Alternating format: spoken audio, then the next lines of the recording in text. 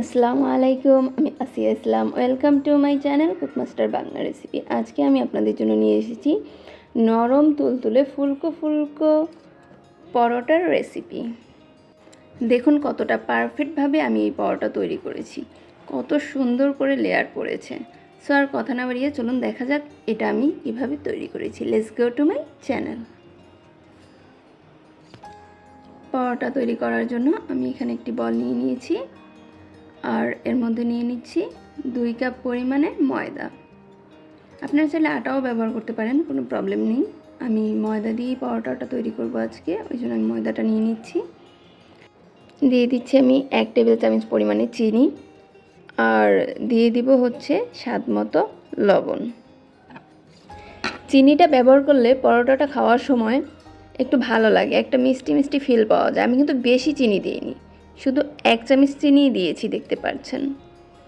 বেশি চিনি দিলে কিন্তু আবার বেশি মিষ্টি হয়ে যাবে। আর এখানে আমি অ্যাড করছি 2 চামচ পরিমাণ সয়াবিন তেল, রান্নার সাদা তেলটা।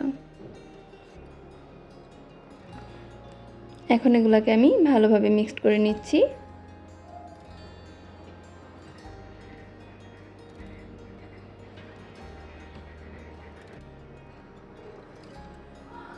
একটু সময় নিয়ে সুন্দরভাবে এগুলোকে মিক্সড করে নেবেন।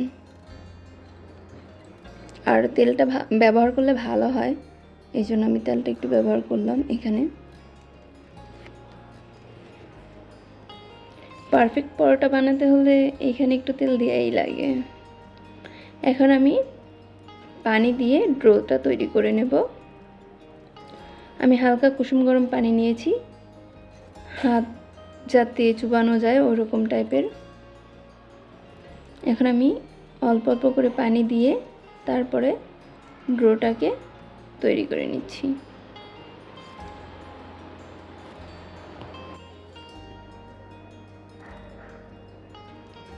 একবারে বেশি করে পানি দিতে যাবেন না, তাতে আপনার ডোটা নষ্ট হয়ে যেতে পারে। একটু একটু করে পানি দিয়ে ডোটা তৈরি করে নেবেন, তাতে আপনার জন্য সুবিধা হবে। ডোটা বেশি নরমও হবে না, আবার বেশি হার্ডও হবে না। আর আমি যেহেতু এখানে তেল ব্যবহার করেছি, ওই জন্য কিন্তু আমার ডোটা এমনিতেই সফট থাকবে। আমার ডোটা তৈরি করা হয়ে গেছে। এখন এটাকে আমি একটু ঢেকে রাখবো, ঢেকে রেস্টে রাখবো আধা ঘন্টার জন্য। এটা অবশ্যই আপনারা ঢেকে রাখবেন, খোলা রাখবেন না। খোলা রাখলে উপরের লেয়ারটা হচ্ছে ড্রাই হয়ে যাবে, ওই জন্য এটা ঢেকে রাখবেন। আর এখানে আমি একটা বাটিতে 2 চামচ পরিমাণ কর্নফ্লাওয়ার নিয়ে আর সয়াবিন তেল দিয়ে একটা মিশ্রণ তৈরি করে নিচ্ছি। আপনারা চাইলে আটা দিয়েও করে নিতে পারেন, কোনো প্রবলেম নেই।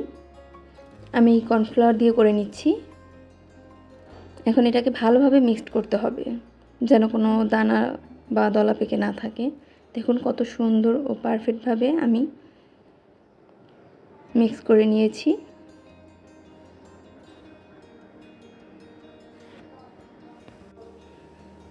আমার মিশ্রণটা তৈরি হয়ে গেছে। আধা ঘন্টা পর আমি আবার ফিরে আসলাম। দেখুন আমার ডোটা কতটাই সুন্দর ও সফট, একদম মিশে গেছে। এখন এটাকে আমি একটু ভালোভাবে মতে নেব।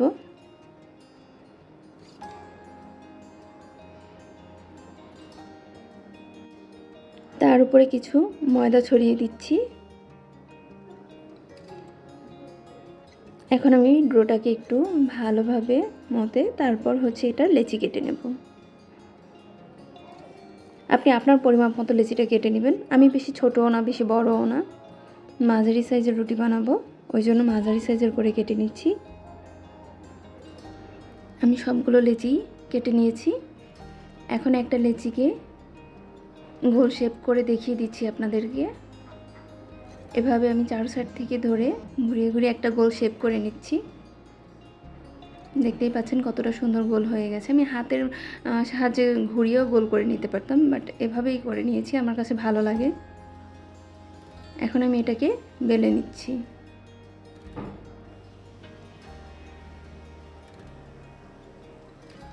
আমার ভিডিওটা যদি দেখতে দেখতে আপনাদের কাছে ভালো লেগে থাকে একটি লাইক করে দিবেন। আর আমার চ্যানেলে যদি আপনি নতুন এসে থাকেন অবশ্যই আমার চ্যানেলটাকে সাবস্ক্রাইব করে আমার পাশে থাকবেন। অলরেডি যারা এই কাজটা করে ফেলেছেন তাদের সবার জন্য অনেক অনেক ভালোবাসা। আমার রুটিটা বেলা হয়ে গেছে। এখন আমি কর্নফ্লাওয়ার আর তেল দিয়ে যে মিশ্রণটা তৈরি করেছিলাম ওইটা এর উপরে দিয়ে দিচ্ছি একটা ব্রাশের সাহায্যে। আপনারা চাইলে হাতেও দিতে পারেন, কোনো সমস্যা নেই। ওইটা দেওয়ার পর আমি এখন দিচ্ছি হচ্ছে একটু ময়দা ছিটিয়ে দিচ্ছি উপর দিয়ে। আর এটাকে এখন আমি একটা রোলে তৈরি করে নেব। দেখুন হাতের সাহায্যে ঘুরিয়ে ঘুরিয়ে একটা রোল তৈরি করে নিচ্ছি। আমার রোলটা হয়ে গেছে। এখন এটাকে আমি একটা গোল শেপ দেব।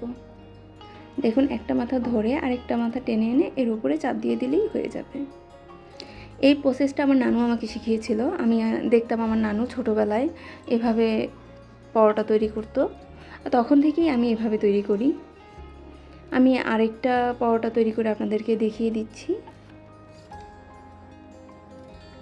সেম প্রসেসে আমি আবার এটাকে একটা রাউন্ড শেপ করে তারপর হচ্ছে এটার উপর একটু আটা দিয়ে বেলে নিচ্ছি। বেলে এটাকে রুটি তৈরি করে নিচ্ছি।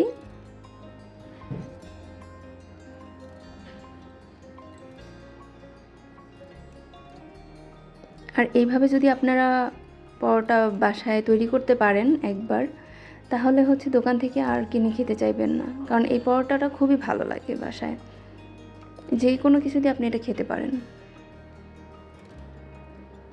বেলা হয়ে গেছে, আবারও সেই মিশ্রণটা আমি দিয়ে দিচ্ছি ব্রাশের সাহায্যেই। দেখুন আপনারা হাতে দিতে পারেন, কোনো প্রবলেম নেই। আমার কাছে ব্রাশটা দিয়ে দিতে ভালো লাগলো, মিশ্রণটা হাতে আবার লাগবে এই জন্য ময়দাটা ছিটিয়ে দিচ্ছি। দেখুন আমি রোলটা কিভাবে তৈরি করছি, একদম কোনো চাপাচাপি করা লাগে না, কিচ্ছু করা লাগে না। জাস্ট হাতের আঙ্গুলের সাহায্যে একটু ঘুরিয়ে ঘুরিয়ে নিলেই হয়ে যায়। একটা মাথা ধরে ভিতরে দিলাম আর একটা মাথা এনে উপরের দিকে উঠিয়ে তারপর চাপ দিয়ে দিলাম, হয়ে গেল। সেম প্রসেসে আমি সবগুলো তৈরি করে নেব। আমার সবগুলো তৈরি করা শেষ। এখন আমি এটাকে পরোটা বানিয়ে আপনাদেরকে দেখাচ্ছি।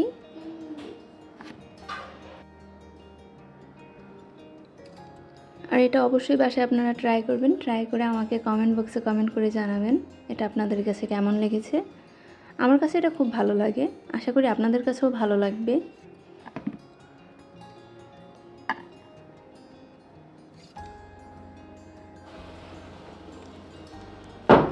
দেখুন দেখতে দেখতে আমার পরোটাটা প্রায় বানানো হয়ে গেছে। এটা কিন্তু এখনই খুব সুন্দরভাবে ফুলে উঠেছে। হয়তোবা আমি আপনাদেরকে ওইভাবে বুঝাতে পারতেছি না, বাট এটা যখন আপনারা বাসায় ট্রাই করবেন তখনই দেখতে পারবেন। আমার প্রত্যেকটা রুটি আমি এইভাবেই বেলে নেব। আর এখন আমি চুলায় একটা প্যান বসিয়ে প্যানটা একটু গরম করে নিয়েছি আর এর মধ্যে পরোটাটা দিয়ে দিলাম। পরোটাটা আমরা ভাজতে জানি সবাই, হয়তোবা এক একজন এক এক প্রসেসে ভাজি। আমরা যারা পারি তাদের জন্য খুবই সহজ। আর যারা না পারে, যদি একটা মেয়ের নতুন বিয়ে হয়ে থাকে, সে যদি শ্বশুরবাড়িতে যায়, তাকে পরোটা ভাজার কথা বলা হয়, সে কিন্তু ওরকমভাবে পারবে না, বুঝবে না। তো তাদের জন্যই এটা খুবই গুরুত্বপূর্ণ।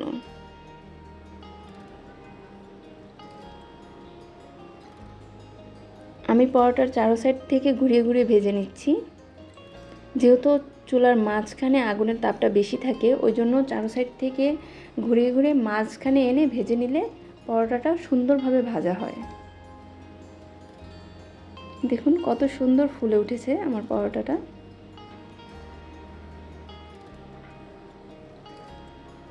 আমি এর মধ্যে বেশি তেল দেব না, হালকা পরিমাণে তেল দিয়ে তারপর হচ্ছে এটাকে ভেজে নেব। পরোটাটা আগে রুটির মতো ভেজে নিলাম। এখন এর মধ্যে দেখেন একটুখানি তেল দিয়ে দিচ্ছি।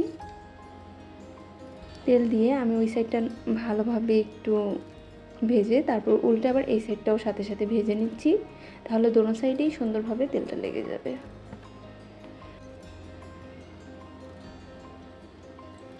আমি উল্টো পাল্টে চারো সাইড ভেজে নিলাম সুন্দর করে। দেখতেই পাচ্ছেন কতটা সুন্দর ও ক্রিস্পিভাবে আমার পরোটাটা ভাজা হয়ে গেছে। এই পরোটাটা আপনারা যা দিয়ে খুশি তা দিয়ে খেতে পারবেন। আর এটা যখন বাসায় খাবেন তখনই হয়তো বা আমার কথা মনে করবেন যে আপু ঠিকই বলেছিল, আসলেই পরোটাটা খুব টেস্টি। তো আপনারা সবাই ভালো থাকবেন, আমার জন্য দোয়া করবেন। আল্লাহ হাফেজ, বাই বাই বন্ধুরা।